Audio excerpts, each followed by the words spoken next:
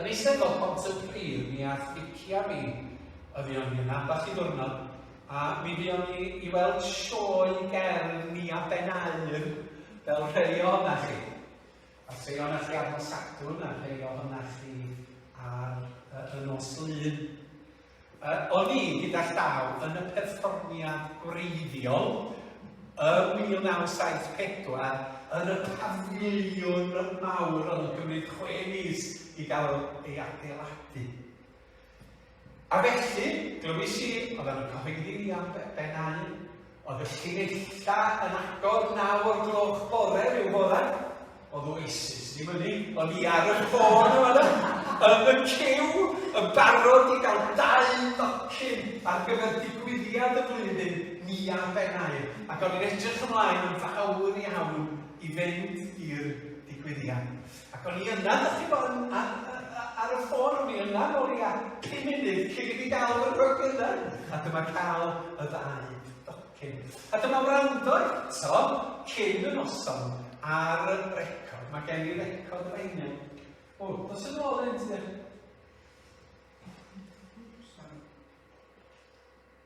Nia Ben Aur, gyda i hon yn gwbl fel lot o recordiau cynnar sain.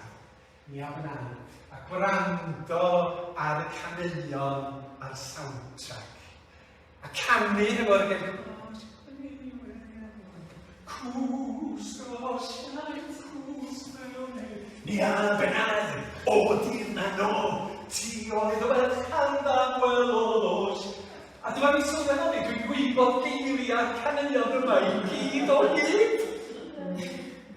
A mewn ffordd oedd yn rhan o trac cerddorol fy mywyd fel bachgen ifanc, y caneuon cynnar yma gan sain. A dyma fynd i'r cyngor wedi ymarfer fy geiriau fel Queen, da chi bod wedi gadw caneuon Queen yn y cyflwyniad yn Llundain. O'n i yna'n barod. Ac oedd o'n gyflwyniad diddorol ar y noson. Doedd Nia Ben Aur yn edrych mor hardd ag oedd i 1974 ar bod ti'n gwisgo mwgwd mochyd ar gyfer y cyflwyniad. Ond dyna fo, oedd o'n artistig. Ac oedd y gymuned leol wedi gweithio'n galed i osod yn oson at ei gilydd a'r côr o bobl yn y cymoedd a Cherdd yn Cymru Traw. Ac oedd ni ar gyda train eisiau clywed un gan yn arbennig. O'n i ar flaen yn sedd yn y fan yna yn disgwyl clywed un gan. O'n i'n gwybod y geiriau i gyd o'r gan yna. Anyway, y gan ydy y Brenin Ri. Ri yn air arall am brenin. Gwybod y geiriau i gyd.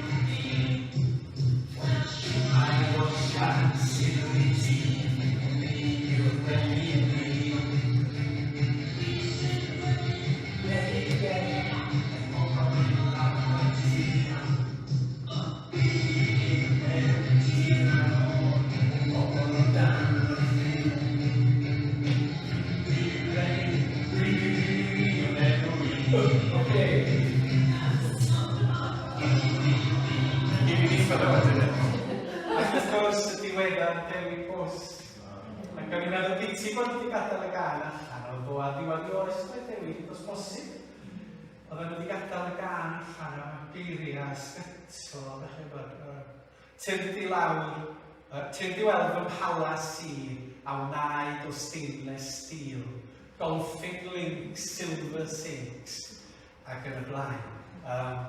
3 degrees a PhD o'r university. Guten Nacht, bonjour nostar, I'm multilingual. Ydych chi'n gwybod be? Oedd yn wedi gadael y brenin a A doedd o ddim gyflawn. Oedd o rhywbeth mawr ar goll. Doedd y Brenin Ri ddim yno. Doedd o'n cael y lle y dyliaf o fod wedi gael.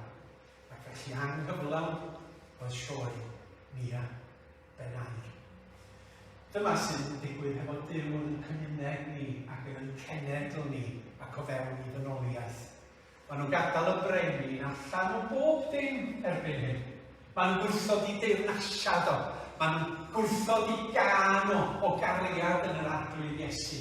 Maen nhw'n gwrthod I fab o fel arglwydd a gwaredwyd.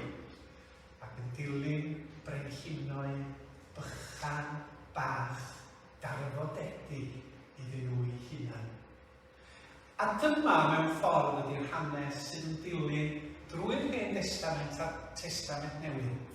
Bod Duw am fod yn frenin llawn cariad sydd yn teyrnasu dros I bobl a dros ddynoliaeth.